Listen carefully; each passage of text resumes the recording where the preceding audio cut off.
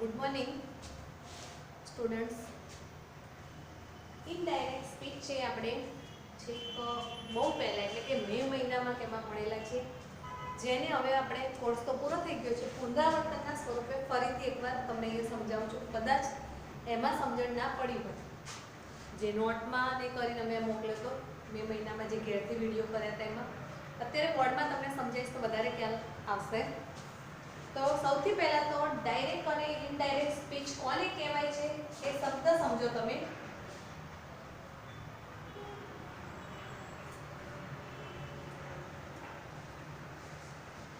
તો ડાયરેક્ટ જ્યારે બે વ્યક્તિઓ એકબીજાની સામસામે જે વાત કરે છે ને એને આપણે કહીશું ડાયરેક્ટ સ્પીચ. અને ઇનડાયરેક્ટ સ્પીચ એટલે કે બે જણા વાત કરે છે અને કોઈ ત્રીજા વ્યક્તિની વાત કરે છે તેની ગેરહાજરીમાં, ત્યારે કેટલાક વાક્યોમાં એ છે ને ચેન્જીસ કરે છે, કેટલાક શબ્દોમાં ચેન્જ કરે છે, જેમ કે સર્વનામ છે, કાળ છે, અને ફેરફાર સાથે જે વાક્ય બોલે છે તેને આપણે કહીશું ઇનડાયરેક્ટ સ્પીચ.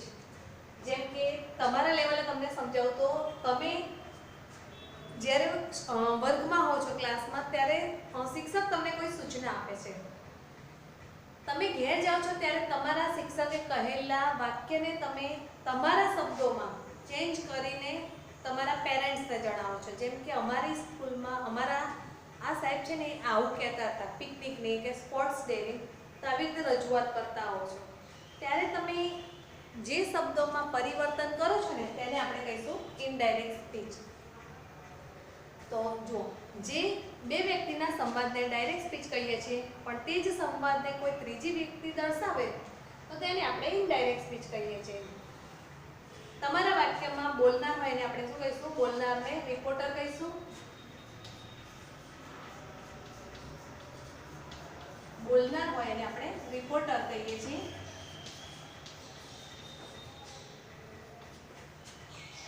અને સાંભળનારને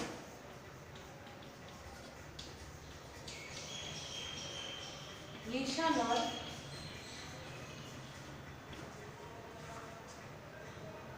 અને બીજું કે અવતરણ ચિહ્નમાં જે વાક્ય હોય, તમે જે કંઈ પણ વાક્ય લખો છો ને એ અવતરણ ચિહ્નમાં હોય છે, બરાબર?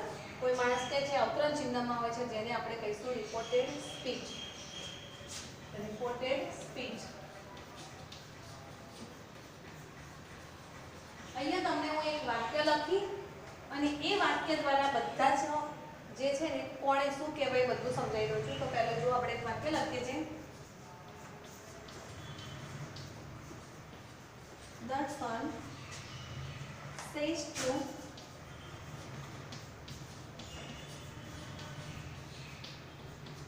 Mona, Vijay is a clever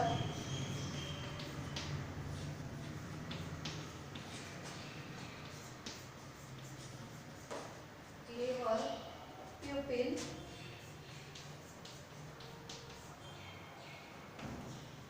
તો હવે જો શબ્દ પહેલા સમજી લો. દર્શન છે ને એ બોલનાર છે, બોલનાર એટલે કોણ? રિપોર્ટર. એવી જ રીતે મોના લિસનર.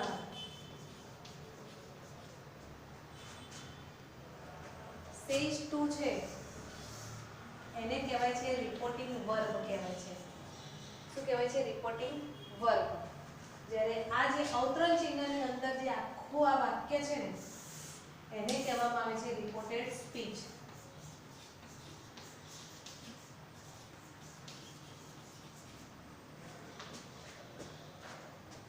હવે જ્યારે આ વાક્યમાં પરિવર્તન કરીએ છીએ ત્યારે એના કેટલાક નિયમો છે.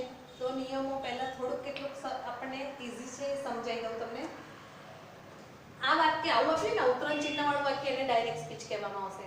અને જ્યારે આપણે ઇનડાયરેક્ટમાં ફેરવીશું ને ત્યારે અવતરણ ચિહ્ન છે ને એ નીકળી જશે અંદરથી, તેના બદલે ધેટ, ઇફ કેવા શબ્દો આવી જશે. તો જુઓ, ડાયરેક્ટ સ્પીચનું ઇનડાયરેક્ટ સ્પીચમાં રૂપાંતર કરતી વખતે જો રિપોર્ટિંગ વર્બ વર્તમાન કાળનું હોય તો રિપોર્ટેડ સ્પીચના કાળમાં કોઈ જ ફેરફાર થતો નથી. વર્તમાન કાળમાં એટલે સેઝ હોય ને તો કંઈ ફેરફાર થતો નથી, એમને એમ જ વાક્ય રહેશે. બાકીના કાળના કે ફેરફાર થવાના થશે સર્વનામના. વર્તમાન કાળમાં શું હોય? સેઝ હોય. માત્ર શું કરવાનું, અવતરણ ચિહ્ન નીકળી જાય અને ધેડ થી વાક્ય જોડી દેવાનું છે. હવે બીજા એક શબ્દ છે, જો સેઝ હોય ને, સેઝ ટુ આપ્યું હોય આવું તો એની જગ્યાએ શું કરી દેવાનું, ટેલ્સ કરી દેવાનું. અને સે ટુ આપ્યું હોય ટેલ્સ કાઢી નાખવાનું તો ટેલ કરવાનું. આ યાદ રાખજો ત્યારે શું કરવાનું છે.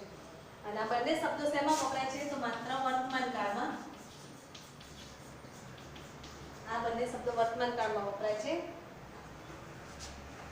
હવે આપણે એક ઉદાહરણ જોઈએ તો તમને વધારે ખ્યાલ આવશે.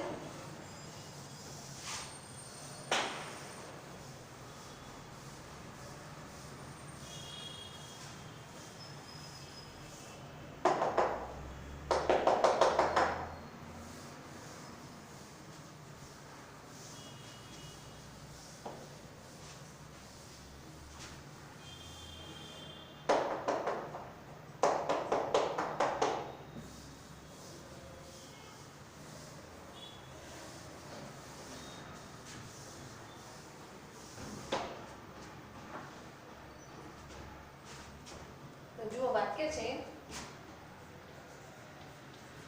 મોના says to Hiraz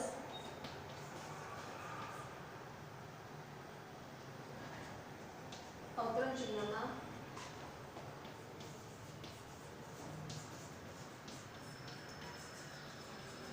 Bhartiben is a good teacher. તો આ વાક્યમાં તમે જોઈ શકો છો કે આપણે હમણાં જ લખ્યું મેં આગળ, સેજ ટુ ના બદલે શું મૂકી દેવાનું, એસ મૂકવાનું. અને અવતરણ ચિહ્ન હોય એને કાઢીને શું મૂકી દેવાનું, ક્યારે. આ શબ્દ શું બતાવે છે, વર્તમાન કાળ. આપણે હમણાં જ નિયમ જોયો, રિપોર્ટિંગ વર્બ વર્તમાન કાળમાં હોય તો વાક્યમાં કોઈ જ ફેરફાર થતો નથી, પરંતુ સેજ ટુ હોય તો તેના બદલે મૂકવાનું ટેલ્સ મૂકવાનું અને અવતરણ ચિહ્નના બદલે શું મૂકવાનું, ધેટ મૂકવાનું. એટલે જવાબ શું થશે, મોના tells Hiral that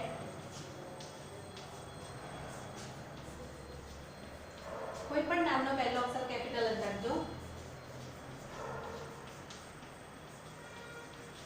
Bhartiben is a good teacher.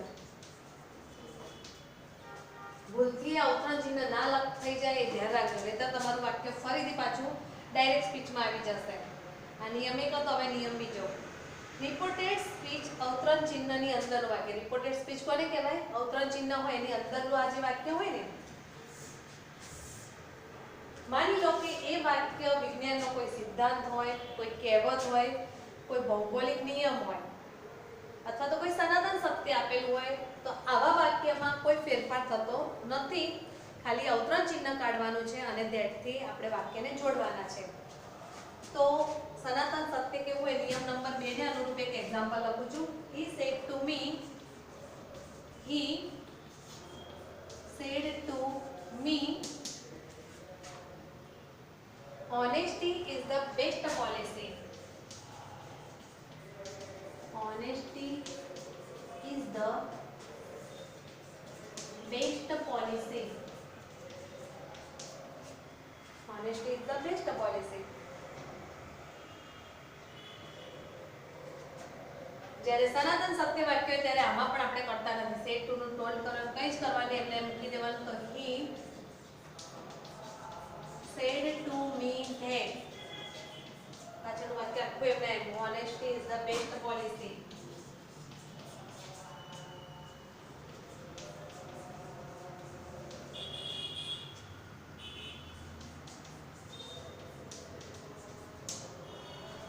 ત્યાર પછી આપણે બીજું વાક્ય જોઈએ છે, our teacher says the sun rises in the east. Our teacher says the sun rises in the east. So our teacher says ખાલી પછી અહીંયા શું મૂકવાનું અવતરણ ચિહ્ન કાઢીને ધેટ. હવે એક ધ્યાન બીજું પણ રાખજો, સેઝ પછી ટુ હોય તો જ ટેલ્સ થાય. સેઝ એકલું આપ્યું હોય ને તો આપણે સેઝનું સેઝ જ લખવાનું છે, કોઈ ફેરફાર કરવાનો નથી. તો શું થશે? Our teacher says that the sun rises in the East. અને જ્યારે તમે ઇનડાયરેક્ટમાં ફેરવશો ત્યારે તમારે અવતરણ ચિહ્નને કાઢી નાખવાના છે અને માત્ર અવતરણ ચિહ્ન કાઢીને સાદું વાક્ય હોય તે રીતે લખશો તો જવાબ બનશે અવર ટીચર સેઝ ધેટ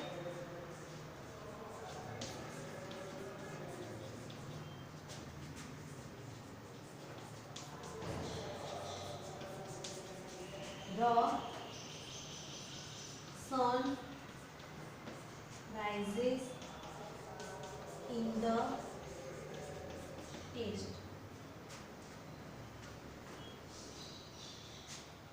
આપણે ક્રિયાપદમાં નિયમો ભણ્યા, હવે આપણે ભણીશું બીજા સર્વનામના નિયમો. તે પહેલા જેટલા પણ નિયમોની ચર્ચા કરી છે તે દરેક નિયમને આપણે એકવાર ફરીથી સમજી લઈએ છીએ. તો સૌથી પહેલો નિયમ એક હતો જેમાં હતું ડાયરેક્ટ સ્પીચનું ઇનડાયરેક્ટ સ્પીચમાં રૂપાંતર કરતી વખતે જો રિપોર્ટિંગ વર્બ વર્તમાન કાળનું હોય તો રિપોર્ટેડ સ્પીચના કાળમાં કોઈ જ ફેરફાર થતો નથી. ફક્ત અવતરણ ચિહ્નો નીકળી જાય છે અને વાક્ય ધેટથી જોડાઈ જાય છે. સેઝ ટુ ના બદલે ટેલ્સ કરવામાં આવે છે અને તેવી જ રીતે સે ટુ આપેલું હોય તો તેનું ટેલ્સ કરવામાં આવે છે, એકલું ટેલ થાય છે. અને આ બંને ક્રિયાપદો છે વર્તમાન કાળના છે. જેમ કે આપણે બોર્ડમાં એક્ઝામ્પલ લખ્યું છે, Mona says to Hiral Bharatiben is a good teacher. તો સેઝ ટુ ના બદલે આપણે ટેલ્સ કરીશું અને અવતરણ ચિહ્ન કાઢીને તેના બદલે આપણે ધેટ મૂકી દઈશું, જેથી વાક્યનો જવાબ બનશે Mona tells Hiral that Bharatiben is a good teacher. ત્યાર પછીનો બીજો નિયમ છે રિપોર્ટેડ સ્પીચ, એટલે કે અવતરણ ચિહ્નની અંદરનું વાક્ય. એટલે કે રિપોર્ટેડ સ્પીચમાં જો કોઈ કહેવત હોય, વિજ્ઞાનનો સિદ્ધાંત, ભૌગોલિક નિયમ કે સનાતન સત્ય નિયમ હોય તો તેમાં પણ કોઈ જ ફેરફાર થતો નથી.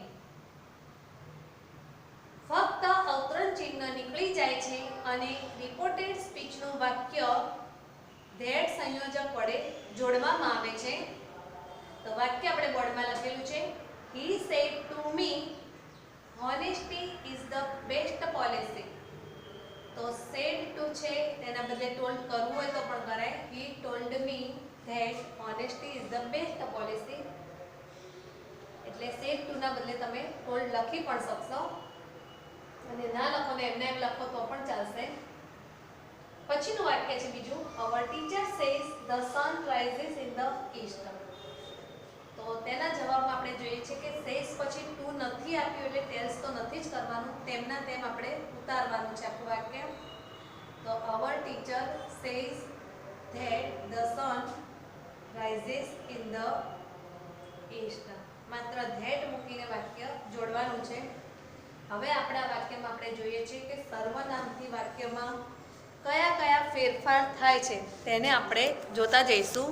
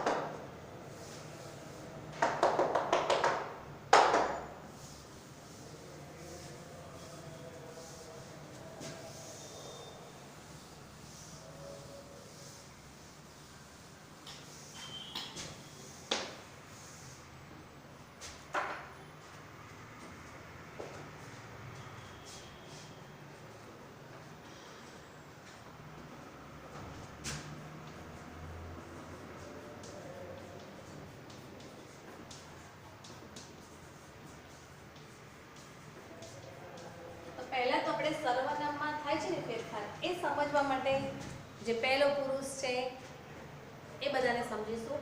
સર્વનામ કયા કયા છે તો આઈ, વી, યુ, યુ. બરાબર, આપણે સમજીએ. ધારો કે પહેલા અહીંયા એકવચન, અહીંયા બહુવચન, અહીંયા ફર્સ્ટ પર્સન, અહીં સેકન્ડ પર્સન, અહીંયા થર્ડ. તો પહેલા પર્સનમાં સોસાઈ, બહુવચનમાં વી, બીજામાં યુ, તો અહીંયા પણ યુ, ત્રીજામાં હી, સી અને ઇટ છે. ત્રણેયનું બહુવચન શું થાય છે? દે. આપણે અહીંયા થોડાક શબ્દો લખ્યા છે, પરંતુ તમને ખબર છે આઈ હોય ને તો આઈના ઘણા બધા રૂપો છે. જેમ કે કર્મ, તો આઈનું મી, માય, માય સેલ્ફ, આ બધા થાય છે. એ રીતે વી ના થાય અવર, અસ, અવર્સ. બરાબર, યુનું you, your, your yourself yourself he છે તો him, his, she, her, her, it, it, they, them, their. બરાબર, તો આ બધા ફેરફારો કઈ રીતે થાય છે તે આપણે જાણવા જરૂરી છે. તો પહેલા કે જો તમારા વાક્યમાં પહેલા પુરુષના સર્વનામ એટલે કોણ હોય? આઈ અથવા વી, તો તેનો ફેરફાર હંમેશા બોલનાર પ્રમાણે થાય. બોલનાર એટલે કોણ? તમારા વાક્યમાં જે પહેલો શબ્દ હોય ને એને બોલનાર કહેવાય. સે અથવા સેજ ટુ ના પહેલા, અને પાછળ હોય લિસનર એટલે સાંભળનાર. અને એ જ રીતે જો તમારા વાક્યમાં બીજા પુરુષના સર્વનામ હોય તો એનો ફેરફાર સાંભળનાર પ્રમાણે થાય.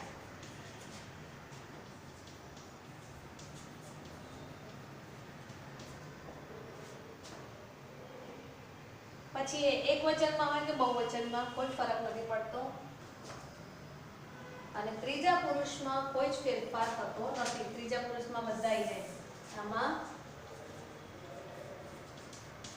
કોઈ જ ફેરફાર થતો નથી.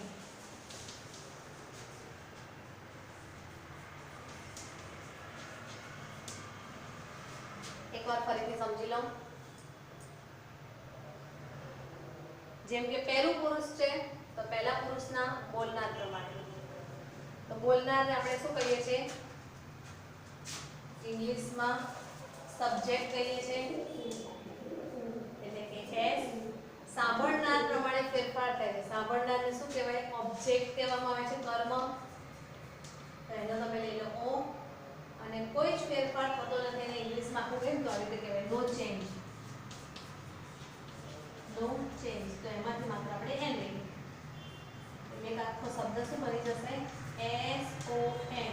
આ શબ્દ યાદ રાખો તો પણ તમને યાદ રહી જશે કે સૂત્ર યાદ રાખવું હોય તો પહેલા પુરુષનો ફેરફાર કોના પ્રમાણે થાય, બીજા પુરુષના ફેરફાર કોના પ્રમાણે થાય અને ત્રીજા પુરુષના કોના પ્રમાણે થાય છે. આ વસ્તુ ખાસ યાદ રાખજો, નહીંતર તમને આગળ વાક્યમાં બહુ જ તકલીફ પડશે કે કઈ રીતે ફેરફાર કરવાનો છે.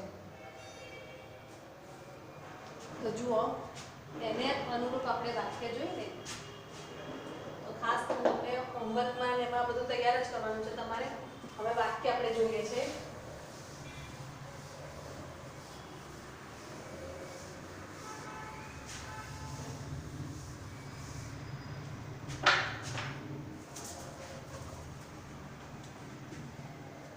જોઈએ છે Ram says to Sila,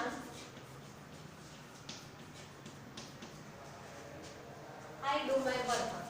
I do my work. તો પહેલા તો સમજો says to ના બદલે શું કરી દેવાનું આપણે? tells. તો રામ tells Sila. જ્યારે ટેસ મૂકો છો ને એટલે ક્યુ કાઢી નાખજો જોડે જોડે, નહીંતર વાક્યમાં તમારે બહુ જ ભૂલ થશે. અને આપણે હમણાં જ ભણે વર્તમાન કાળમાં બહુ ચેન્જ કરવું, કાળ નહીં બદલવાનું. વર્તમાન કાળ જેમ કે ડુ એટલે વર્તમાન કાળ છે તો એનું ભૂતકાળ નથી કરવાનું. તેમ છતાંય આપણે સર્વનામમાં ચેન્જ કરીશું એટલે ચેન્જ કાળમાં નહીં બદલે પણ ડુનું ડઝ ને એવું થશે. હવે સમજો આઈ એ કયા પુરુષનું સર્વનામ છે? આપણે હમણાં જ અહીંયા બધું લખ્યું હતું. તો આઈ અને વી એ પહેલા પુરુષનું સર્વનામ છે. અને પહેલા પુરુષ ના હોય ને તો એનો ફેરફાર કોને આધારે થશે? બોલનાર પ્રમાણે. આપણા વાક્યમાં બોલનાર રામ છે અને રામ માટે આપણે કયું સર્વનામ વાપરીએ છીએ? him. કયું સર્વનામ હશે? him. હવે I ની જોડે આપણે do વાપરી શકીએ. he ની જોડે do ના વપરાય. તો he ની જોડે શું આવશે? does. I નું કર્મણી રૂપ શું મૂક્યું? might. તો he નું આપણે શું મૂકવાનું? his આવશે. he do his work અને full stop. તો એકવાર ફરીથી આપણે આ જ વાક્ય સમજી લઈએ છીએ. Ram says to Sheila, I do my work. તો Ram tells Sheila that he does his work. હવે કઈ રીતે આ ફેરફાર થયો છે તે પણ આપણે સમજવાનો પ્રયત્ન કરીએ. તો પહેલા તો I છે પહેલા પુરુષના સર્વનામમાં આવે છે I અને we, અને પહેલા પુરુષના સર્વનામનો ફેરફાર હંમેશા બોલનાર પ્રમાણે થશે. આપણા વાક્યમાં બોલનાર રામ છે અને સાંભળનાર શીલા છે. તો બોલનાર પ્રમાણે ફેરફાર કરીશું એટલે રામ પ્રમાણે ફેરફાર કરવા પડે. તો રામ માટે આપણે સર્વનામ he વાપરીશું. છોકરા માટે he વપરાય અને છોકરીનું નામ હોય તો એના માટે she સર્વનામ વાપરી શકીએ છીએ. તો I ને બદલે શું કરીશું? he. I ની જોડે આપણે do વાપરી શકીએ છીએ, પરંતુ he ની જોડે do ના આવે. he ના જોડે આપણે do ને બદલે શું મૂકવાનું છે? does મૂકવાનું છે. એ જ રીતે my છે એ I નું કર્મણી રૂપ છે, તો he નું કર્મણી રૂપ શું થશે? his. અને ત્યાર પછી આવશે work. કેટલાક લોકોને આવી બધી ખબર ના પડે his મૂકવું કે શું મૂકવું, તો કંઈ વાંધો નહીં. તમારી જાતે જે શબ્દ વિચારો છો તમે, કોઈને એમ થાય કે ચલો ને મારે અહીંયા him મૂકવું છે, તો તમે him મૂકવા ગયા પછી વાક્ય વાંચો he does him work. આવું તો સેટ થાય જ વાક્ય, માટે ખોટું છે. his work આવશે. એક બીજો શબ્દ યાદ રાખો કે જો તમારા વાક્યમાં તમે him, my, her આવું કંઈક મૂકો ને, એના પછી પાછળ એક માલિકીનો એક શબ્દ આવતો છે જેના ઉપર એ પોતે માલિકી દર્શાવી શકે. જેમ કે my house, his work, her friend, આવું કોઈ પણ શબ્દ હોય, પણ તમે વાક્યમાં him છેલ્લે વાક્યની છેલ્લે એના પછી કોઈ શબ્દ ના આવે, him પછી કોઈ શબ્દ ના આવે, એટલું ધ્યાનમાં રાખવાનું. એવી જ રીતે mine છે, you છે, અમુક શબ્દ હોય ને એની પાછળ કંઈ ના આવે, એમને એમ જ છેલ્લે મૂકાઈ જતા હોય છે. અને હર એ કર્મણી રૂપ છે અને હર એ પણ છે, માટે તમારે ભૂલ ના થાય ક્યારે મૂકવું. અને કશી સમજણ ના પડે તો વાક્યમાં એ શબ્દ મૂકી ખાલી વિચારી લો, આખું વાક્ય ફરીથી વાંચી જાઓ. જો કંઈક ભૂલ હશે, ખોટું હશે ને, તો ત્યાં વાંચતા વાંચતા તમારી જીભ અટકી જશે કે ભાઈ આ ઇંગ્લિશમાં વાક્ય ખોટું છે, ક્યારેય નથી આવું જોયું. એટલે તમારી જાતે તમે તમારું ઇંગ્લિશ પણ સુધારી શકશો. અને ઇનડાયરેક્ટ સ્પીચમાં તમને પણ ખબર છે કે ફકરો આખો છે ને 4 માર્ક્સમાં પૂછાય છે, સંવાદ ડાયલોગ. પણ આપણે પહેલેથી જ અમે એક ડરમાં રહી ગયા છે કે ઇનડાયરેક્ટ સ્પીચ બહુ જ અઘરું છે, મને કદી નહીં આવડે, હું ક્યારે નથી કરી શકવાનું. અને એવું વિચારશો તો તમે 4 માર્ક્સનો પ્રશ્ન છોડી દેશો. એવું નહીં કરવાનું. તમને 4માંથી જેટલું આવડે છે, જેટલા નિયમોમાં ખબર પડી, કદાચ કલો આ વાક્યમાં કોઈને આટલે સુધી ખબર પડે, એ ના ખબર પડી, તારે લખવાનું ખોટું તો ખોટું, એવી રીતે આખો ડાયલોગ પૂર્ણ કરવાનો અને ફકરામાં જ જવાબ લખવાનો. તો બની શકે કે 4માંથી કદાચ તમને 1 માર્ક્સ આપે કે ભાઈ આટલી તો આ વિદ્યાર્થીને ખબર પડી છે ને, કે 2 માર્ક્સ આપે. એટલે છોડ્યા વગર જેટલો આવડે એટલો લખવાનો પ્રયત્ન કરજો. અને ના ખબર પડે તો ખોટું એ પણ એ લખી દેવાનું છે. ત્યાર પછીનું આપણે બીજું વાક્ય જોઈએ છે. I say to her they will play cricket. They will play cricket. હવે એક વસ્તુ ધ્યાનમાં રાખજો, જ્યારે અવતરણચિહ્ન મૂકશો ને ત્યારે પહેલો શબ્દ કેપિટલ હશે. I તો હંમેશા બધે કેપિટલ આવે છે એટલે કોઈ ફરક નહીં લાગે તમને, પણ તેમાં જો ટી કેપિટલ છે. પણ જ્યારે તમે ધેટ મૂકો ને ત્યારે ટી સ્મોલ કરી દેવાનો. તો પહેલા તો સે ટુ ના બદલે શું મૂકી દઈશું? I tell her that. ત્યાર પછી આપણે અહીંયા લખ્યા હતા નિયમોમાં શું કીધું હતું? ધે છે ને ત્રીજો પુરુષ બહુવચન છે અને ત્રીજા પુરુષમાં કોઈ ફેરફાર થતો નથી, એટલે આપણે એને મૂકી દેવાનું ધે વિલ પ્લે ક્રિકેટ. કાળમાં પણ પરિવર્તન કરવાનું નથી અને ફૂલ સ્ટોપ. એકવાર ફરીથી જોઈ લઈએ છીએ આપણે વાક્યો. બીજા નંબરનું વાક્ય આઈ સે ટુ હર, તો ધે વિલ પ્લે ક્રિકેટ. તો આઈ સે ટુના બદલે શું કરી દઈશું? Tell her that they will play cricket. પાછળનું વાક્ય એમને એમ રહ્યું છે, એનો નિયમ સમજી લો પહેલા કેમ રહ્યું છે. તો સે ટુ છે વર્તમાન કાળ હોય તો વર્તમાન કાળમાં આપણે કોઈ પરિવર્તન નથી કરતા, એટલે પાછળનું વાક્ય એમને એમ રહે, ખાલી સર્વનામમાં ચેન્જ કરી શકીએ આપણે. પણ ત્રીજા પુરુષના સર્વનામમાં કોઈ ફેરફાર નથી કરતા. ધે છે તો ધેનું ધે જ રહેશે, એટલે પાછળના વાક્યમાં કોઈ ફેરફાર થતો નથી. એટલે હોમવર્કમાં પણ તમે જેટલું ચલાવ્યું છે, આજે સમજાવ્યું છે, એટલું ધ્યાનથી ફરીથી એકવાર જોઈ લેજો, કરી લેજો, કે જેથી તમને ઇનડાયરેક્ટ સ્પીચનો પ્રશ્ન છોડવાનો વારો ના આવે. અને થોડીક મહેનત કરજો તો તમે સંપૂર્ણ સરસ રીતે આખું ઇનડાયરેક્ટ સ્પીચ લખી પણ શકશો અને સમજી પણ શકવાના છો. એટલે આજના નિયમો છે એ જ તમારી તૈયારી છે.